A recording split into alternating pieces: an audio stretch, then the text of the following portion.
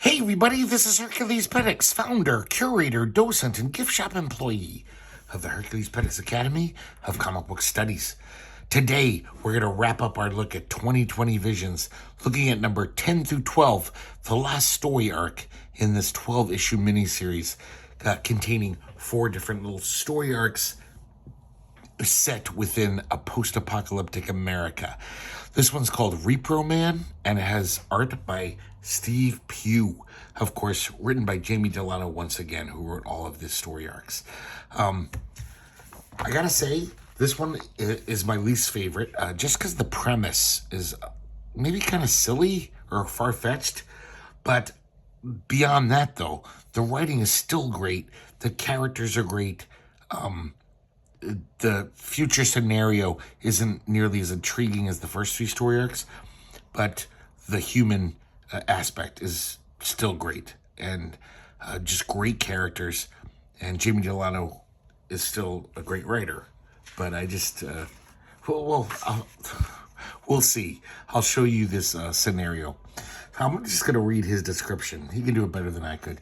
In 2020 Los Angeles, sexual reproduction is illegal. If you want a baby, you have to go to a repro corporation, and you need a maternity permit from the state. Yeah, they make sure your genes are clean, and also that you have you're in an economically viable sorority. So if you remember, California is still part of the United States. A lot of the country isn't. It's kind of a civil war situation. So they are part of the United States, which is run by like a matriarchal, uber feminist government. Basically, men are second-class citizens in this world, and part of the society is just all these women who live. They call them sororities. They live in these little biodomes that are, no radiation get in. They're very ritzy. I mean, only rich people can afford them. So basically, the only people who can have babies in this future are super rich people who've got, money and connections. So,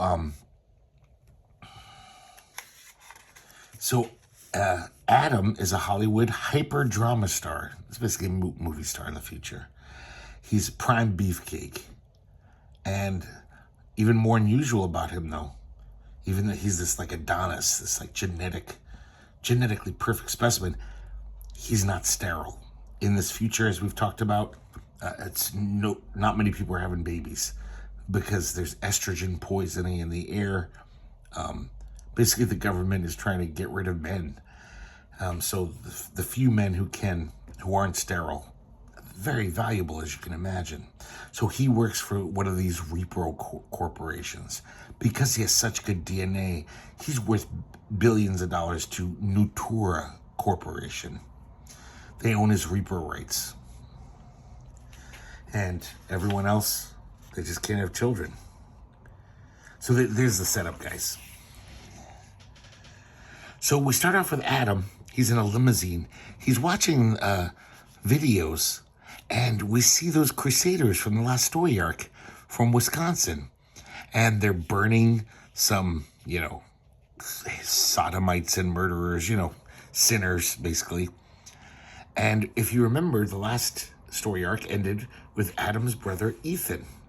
Remember, he kept mentioning his brother Adam, the golden child. And so this is Ethan's brother, who was adopted away from him, when they were little kids. And if you remember, at the end of that story arc, the Crusaders were burning Ethan and Chico de Oro, and they filmed it. I didn't mention that, but these guys filmed these crucifixions and aired them as propaganda, I guess. And Ethan in the background, if you remember too, he saw a vision of Adam all glowing in the crowd, watching him burn. And he even yells, "Adam!" But Adam doesn't put 2 and 2 together. He doesn't know what his brother looks like. He hasn't seen him since he was like 4. So he's just all like, oh, that's weird. And then he's kind of brought back to reality. And we see this woman, Clyde. She kind of looks like Ernest Borgnine or something. But this is basically Adam's handler, manager, But she's also like a mother figure. She pretty much raised him in the Repro Corporation. And is since he was a little boy. It's interesting. She says, I don't want to watch this Christian shit. Let's change it. And apparently in this woman-centric future, a popular show is nude golf. Old men nude golf tournaments. We see these naked old men playing golf. And I guess the fun of watching it is like, some of them might die of sunstroke in the middle of the game. It just, I thought that was a bizarre little touch. We even see a billboard for Adam. He's marketed as if he's a perfume. Adam by Natura. His semen, is worth so much money. So basically, now we see a representative of the Natura Corporation scouting out some new clients. We're in one of those sorority biospheres. So it's all these women who have, I guess they live together as a family unit, kind of, and they want a baby. So Natura is telling him about all the virtues of Adam's semen and how, it costs a lot, but it's worth it. He's a genetically perfect specimen. Now, the sorority sister, who, Maria, she's the one who's going to bear the baby, so she has kind of a say. And she's like, you know what? I want to at least see this guy. I want to look him in the eye. I want to smell him. And this is very much against the rules. There's no contact between the semen donor and mothers. But she insists. She says, otherwise, no deal.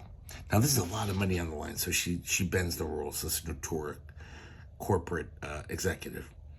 And I guess they're going to bring Adam by. Meanwhile, back with Adam and Clive, and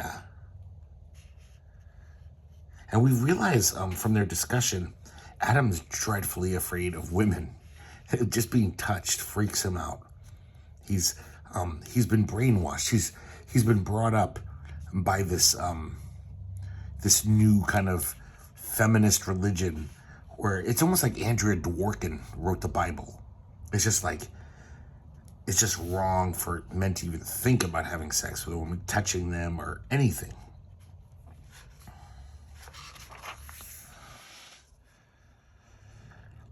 So now they arrange the meeting. Adam shows up at the corporation. The women show up. And Maria gets to check him out. She gets to smell him. And then all of a sudden, we see one of the sorority sisters drop like a gas bomb. And we see other smoke going on over here. And all of a sudden, the sorority women put masks on. They knock out the Natura executive with some kind of knockout gas.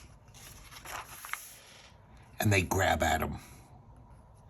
Clyde tries to protect him. She shoots at them. But they bash her head in with this chair. Or whatever it is, a vase or something.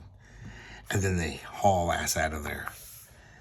And, of course, we realize they're not who they pretended to be. There's something else.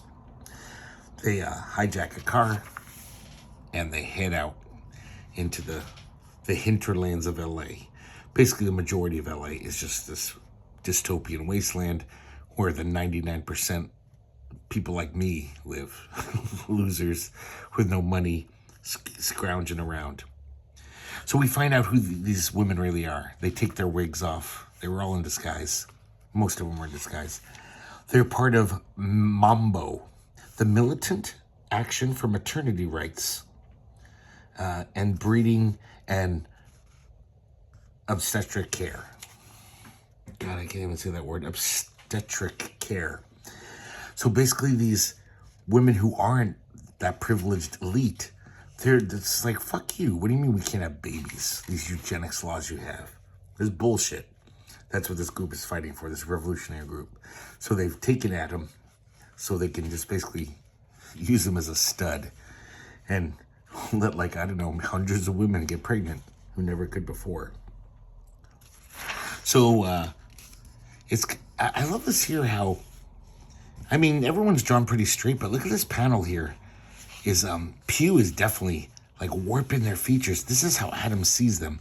Adam has such a phobia about women and about being touched. Maria's sitting on top of him. I mean, basically Maria's kind of raping him. She's just like, oh yeah, I'll get you hard and whatever. We're gonna have sex. But Adam's indoctrination is too strong. He wigs out. He bashes her face in like 3 times. He punches her. And Adam's really strong, even though he acts like a little wussy boy. He's been fighting in gladiator pits, and he's just super strong. One of the Mambo members wants to just kill him. And they're like, are you crazy? We went through all this trouble, and we've got to, make it pay off.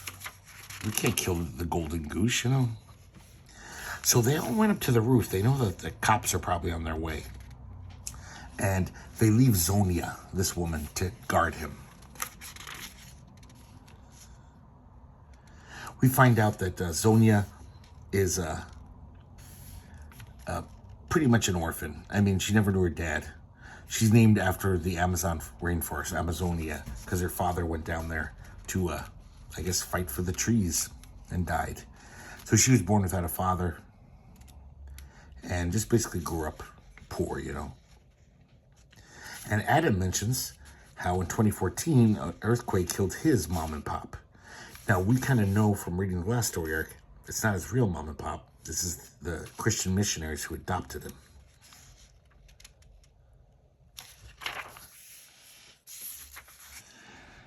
I really like Steve Pugh's art. He does a really good job on this. I love the way he draws Zonia. It's almost like a little cartoony. It looks really cool.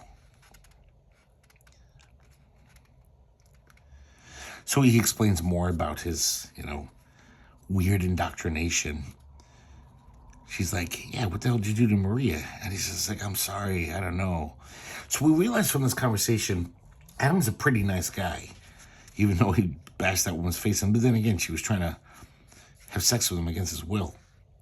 And we realize his indoctrination, basically this is his beliefs. He's like, sex is evil for men, taboo. Scripture says sexual thought is abusive thought. Man is a beast.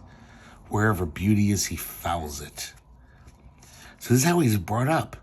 So he's basically this completely asexual being. Of course, Zonia does not agree. She's like, oh man, you're screwed up. Meanwhile, the cops show up in this weird spacecraft. The women all on the roof, they're like, they won't blow us up. They don't want to hurt Adam. He's like the golden goose. But then they say, check the news. Let's see what's going on. And the news is saying, is basically totally lying. They're saying the Mambo coven has violently abducted Adam, and they killed him. So basically they're lying, and we realize that Adam isn't. He's expendable, and they're fully prepared to just kill everyone. They don't care. Zonia says it's a self-fulfilling prophecy. Seems like this corporation doesn't want him back. We'll find out why later. So the police open fire with these missiles, bring the whole building down. All the women, the Mambo women on the roof die instantly. But the police say, hey, on our sensors, we see 2 life forms in the rubble. We got to check it out. We got to make sure. So they go down there, and it turns out they're not dead. Adam lifts up this giant beam and caves in this cop's skull. It's really powerful looking. And he proceeds to kill all of them. Zonia's trapped. She actually says, she's just like resigned to her fate. She's like, hey, before you go, will you shoot me in the head? I don't want to be trapped by those fucking Nazi cops, And she doesn't realize how strong Adam is. He totally lifts this giant slab and frees her. And so Adam tells her why they're willing to kill him. Nutricorp has international copyright on his likeness and DNA. Clyde once told him if he ever ran off, they'd kill him to stop the trademark being abused. They'd rather kill him and kill all of his sperm than have anyone else exploit him.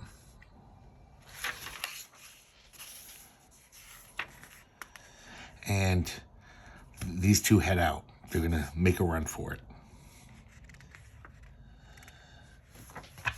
That's the end of the first chapter. Number 11, chapter 2 of Repro Man. I forgot to mention, still, we got these Stephen John Phillips covers. Still not a fan. I got to say, they're a little more interesting.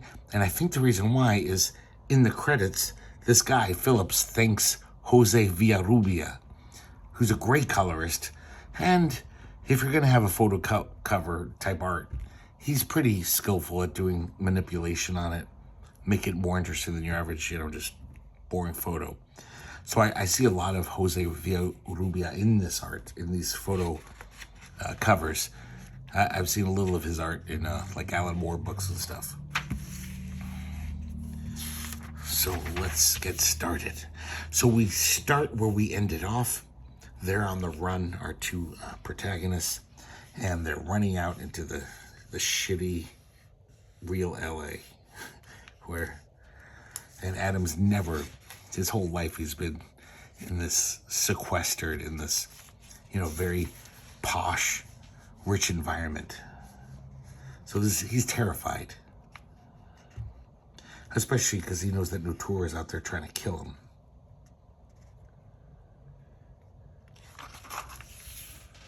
He thinks back to Clyde and how much he misses her, because Clyde was kind of his mother for years. Clyde protected him and took care of him. So without him, he's just totally lost. But he thinks to himself as he watches Zonia asleep.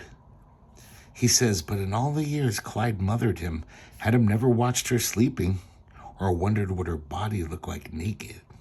So Adam's starting to have the thoughts he's never had before, or at least urges.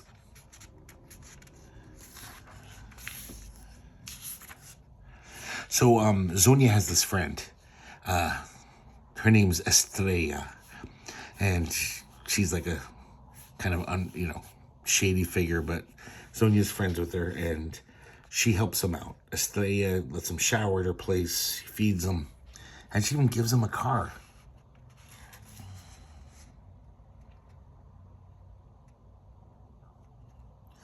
Estrella even asks at one point, she says, okay, so this guy can't fuck. Why don't you just kill him, dump him by the freeway, and hang out with us?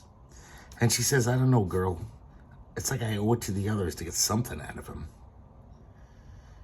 He's sort of a slave of the system, too, which he is. Just a pampered one. And Estrella says, sounds like you got a thing for him, which is definitely not far from the truth, and we'll see more of that. So they leave California. They're heading to Las Vegas. That's their plan. Their car breaks down. I'm sorry, not yet. They're on the open road. And definitely this kind of a bond between the two is growing.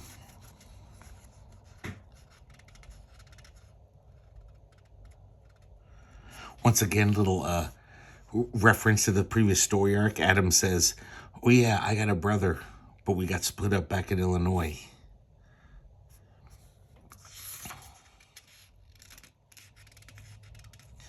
So, Adam is going to get them some food. Adam, remember, even though he acts like an 8-year-old, he's so naive and whatever, but he's really formidable. He's like a master athlete and whatever. And so he grabs this rock, he's going to throw it at this rabbit. And all of a sudden, an arrow comes out of nowhere and kills the rabbit. Turns out it's this old dude. And they kind of argue for a second. And then he's like, calm down, city boy. Listen, why don't you come back to my camp? My wife's there. We got water. We got good water. We got a good fire. I'll share the rabbit with you. So they befriend this couple, this elderly couple. Turns out that he's a Paiute Indian. And he mentions that there's no problems with fertility with the Native Americans that are left in America. So he even kind of jokes is like, yeah, pretty soon we're gonna get our country back. The way your birth rates are falling, you guys will be extinct. You know, the colonials.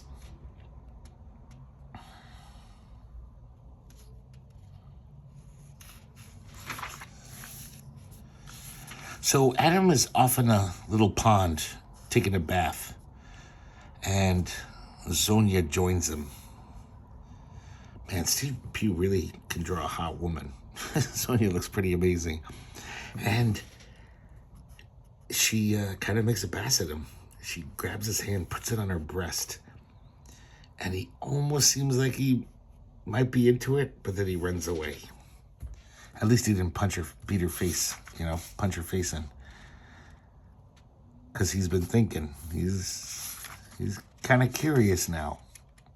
So she apologizes. She says, I'm acting like a sleazy bitch in heat. Sorry, I got baby fever. I really want a baby.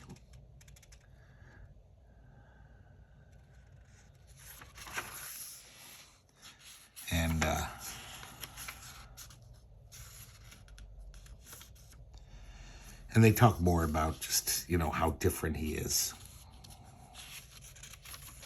And how scared he is. And how much he misses Clyde. So she basically says, there's one blanket. She says, listen, it's cold. The desert gets cold at night. She says, come here and just snuggle with me. I promise I won't try anything funny. Besides, it's the only blanket, and I'm not giving it to you. So if you want to get warm, get over here. And Adam agrees, and he basically doesn't sleep a wink that night. She's just like, it says, she shifts her ass to fit the hollow of his groin. So she's just right there. He breathes her hair, rocks gently on the ocean of her rhythmic breath, sinks into a deep, booming tidal place, and dreams of shellfish secreting milky pearls. Secreting milky pearls. Jimmy Delano, man, I like his writing a lot. Really good stuff in this. So basically, he's just like, So the next morning they wake up, and she goes to take a piss, and she pees on a rattlesnake and runs out scared. Look at this crazy caricatured face. It looks very comical, cartoony there. So they have a good laugh. So once again, they're bonding. So they make it to Las Vegas. Las Vegas is completely basically half swallowed up by sand. There's, I guess, been dust storms for 20 years. And most of the buildings are covered all the way up to almost the top floor. And the car conks out. There's no gas. I love this, it almost seems like the artists in all of these story arcs are trying to up their game to match Jamie Delano's inventiveness. Look at this amazing little pedicab that Steve Pugh designs. I love this. That is a really cool design. So, Sonia just says, fuck it. The little cash we have, let's just go to this bar and get drunk. It's been a hard few days. So they go in, and they order some tequila, and they meet the bartender. I think her name's Charlene. And they kind of hit it off. I'm sorry, her name's Claudine. She tells them that, nobody wants your car. There's no gas. Only the casino militias have gas. I love that idea that the casinos are still running and they have militias.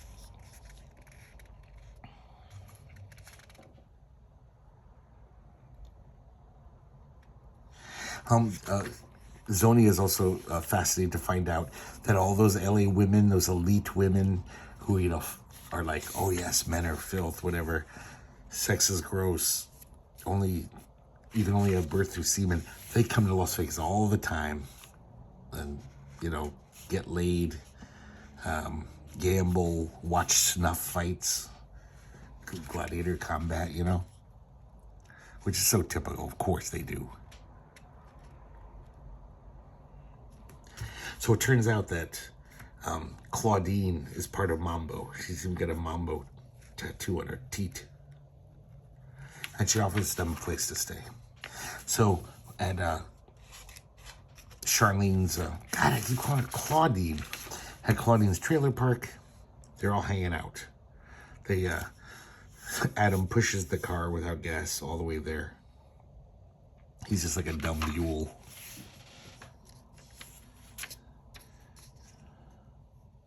So Claudine and Zonia stay up late into the night chatting. And it seems like Claudine's a pretty cool woman.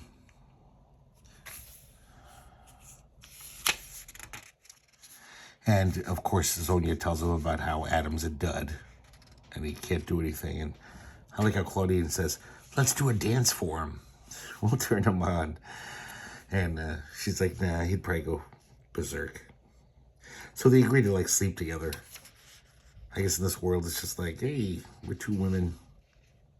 And we'll see what happens.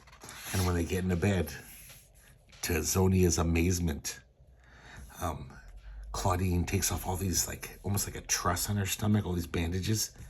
Turns out she's pregnant. Which, remember, in this world is fucking rare. So now we have the last chapter, number 12.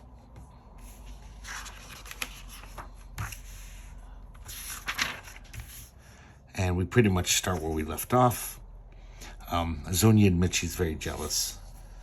She wants to get pregnant very bad. This is like many women in this world, because they aren't allowed to be. Turns out, though, Claudine tells her, oh, I'm not keeping this baby.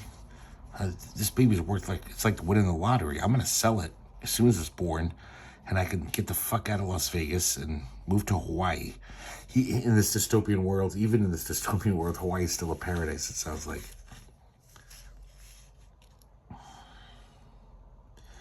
So Zonia's kind of pissed off, but of course she knows. It's like, it's her right, I guess.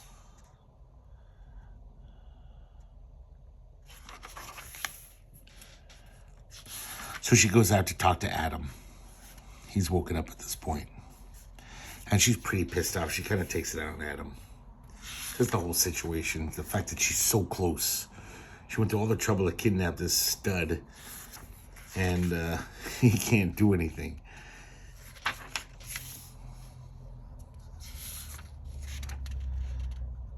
And it looks like, though, in their tussle, they both kind of get heated up a little. And it looks like Adam finally gives it up. I don't know if they have sex, but at least they make out, and Adam isn't repulsed. For the first time in his life, he's touching a woman and kissing her, and it's not a bad thing. So the next morning, Zonia's pretty happy, and Claudine's out at work at the bar, and she comes back early. We see blood on her dress. She says that she started puking, from her morning sickness. She puked right on the countertop. Her boss got pissed off and just slugged her, and she fell down, and then she felt blood running between her legs. Then he fired her, threw her out of the place. And the main thing, though, is that she's terrified. She's like, if I lose this kid, I'm going to die here.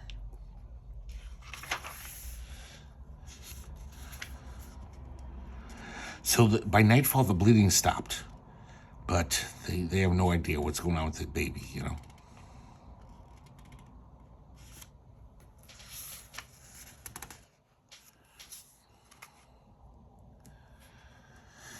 And you definitely see that, from her thoughts, that she's really starting to care for Adam, and vice versa. In the morning, Adam brings her coffee, and he says, I got a job. That's where I've been the past 12 hours. I'm going to make us some money so we can get the fuck out of here. And apparently got a job as a lap dancer. We see the place where he dances. So, like I said, in this world, everything's flipped. So, men are pieces of meat to be ogled, and all the women clientele kind of, take advantage of him. His boss says, hey, there's a woman in booth 3 who wants to see you. She wants you specifically. And he walks inside. It's Clyde. He's like, how the hell did you find me here? She says, I'm just lucky. I walked in off the street looking for a beer. And I saw you dancing on stage. I guess she got fired for losing Adam from the Nortura Corporation. She's blacklisted, so she's just on the bum. And he tells her, he says, I'm in love with the girl. And he says, as soon as we get some money, we're going to make a baby. And she says, the fuck you are. Not unless you have $500,000 to spend on microsurgery. And he never knew this. He says, what do you mean? And she tells him, the fertility engineers milked you for all they needed, and then they turned off the tap. They didn't want him to be able to use his jizz on his own, you know? The best you could do is have a heart on every now and then. And basically, you're not making any more babies. But apparently, she has this knowledge. There's a little bit of your seed, because, you know, they milked him a lot of his stuff. It happens to be in Las Vegas, in one of the cryo whatever labs. It's going to cost you $20,000, though. You have to smuggle that shit.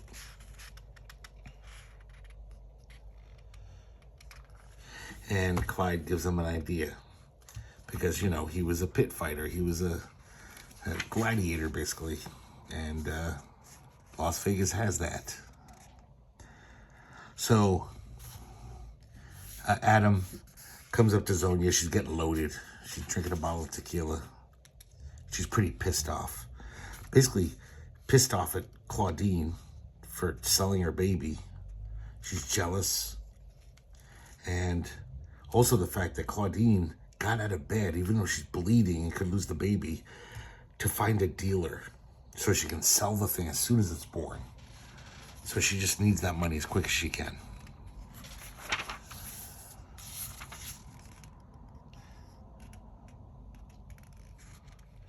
And of course, then she also gets mad at him once again for not being able to give her what she wants.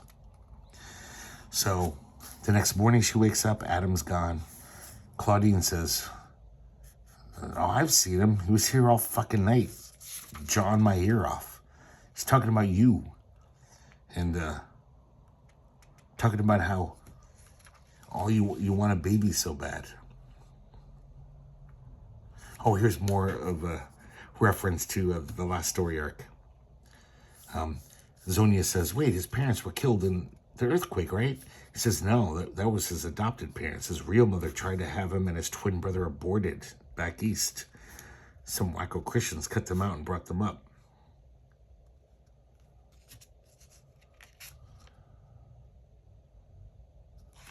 It says that Adam still has nightmares about leaving poor Ethan behind. I love how this work connects. I love all these little tangential connections between all the story arcs. That's why I'm really bummed. I wish this comic went on for like forever. I would love to just keep reading story arcs in all different parts of America. So he also told her that he's going to be in a snuff fight, which is what they kind of call gladiator combat. Because so he can make the $20,000 to get his sperm back.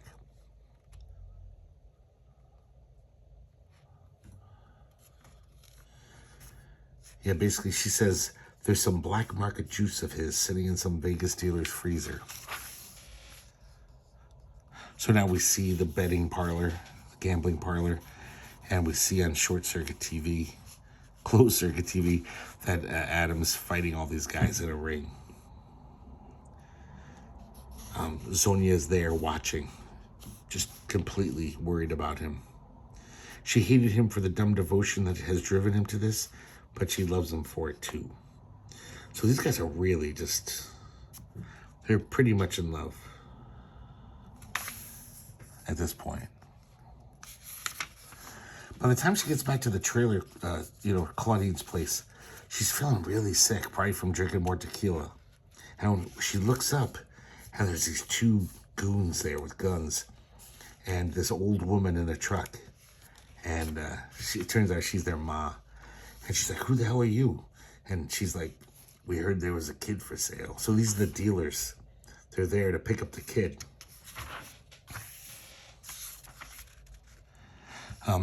Claudine calls for Zonia to come in and help her.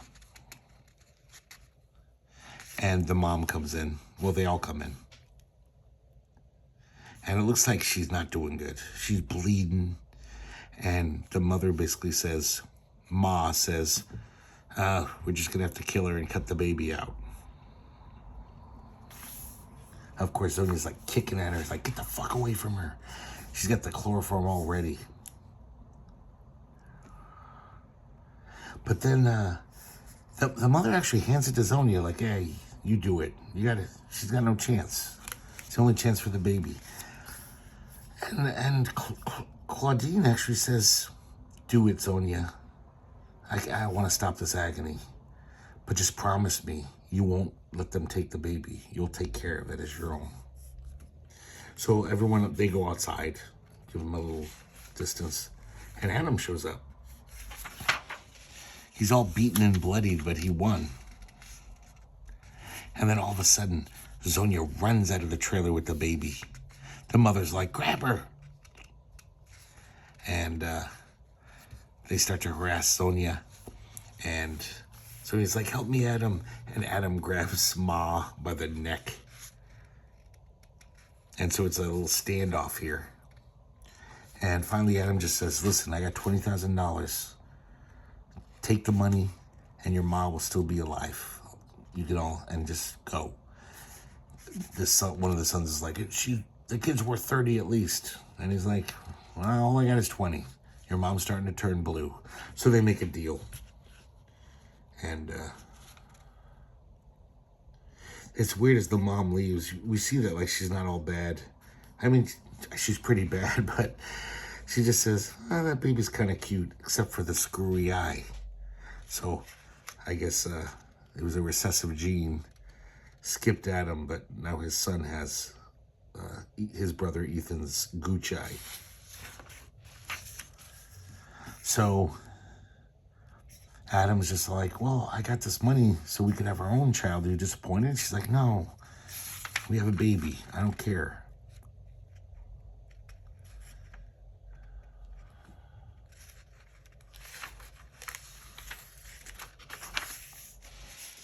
I actually think this love story between these two is really sweet. Like this whole relationship, they're so opposite.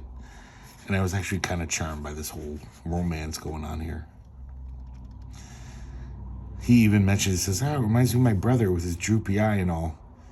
And she's like, what droopy eye? Because, she's a mother. She can't see it. He obviously has this lazy eye. And he holds the baby. And basically, Zonia, in overjoyed, just says, I'm your mom, and this is where we're going to make our home in shitty Las Vegas. And that's the end. So this last page just seemed kind of like, huh? Really? Okay. Even though I like the story overall, kind of a weird ending to that last page. It's just like, oh, I thought there'd be a little something more than that. But there you go, guys. The last story arc in 2020 Visions, which means it's the end of the series. Thanks for putting up with me doing 4 episodes in a row of the same comic. But I didn't want to do like 2-hour episodes squishing these together. And I figured, what the hell? So I hope you guys like looking at them as much as I did. I really love this series. Even this one, which the premise, the whole matriarchy seemed a little hard to swallow. Maybe in 100, 200 years that could happen in our society. It just seemed like, no way would that happen in 20 years, But it was interesting, and overall, I love the whole story. But the other world building he does in the other story arcs, each setting was fascinating and kind of like very could be real. Some of the things have come to pass as we've seen. So I hope you guys like looking at these with me. I love the hell out of it. I didn't realize how much I like this series until I reread it this week. And I hope to see you next time here at the herculespetix Academy of Comic Book Studies.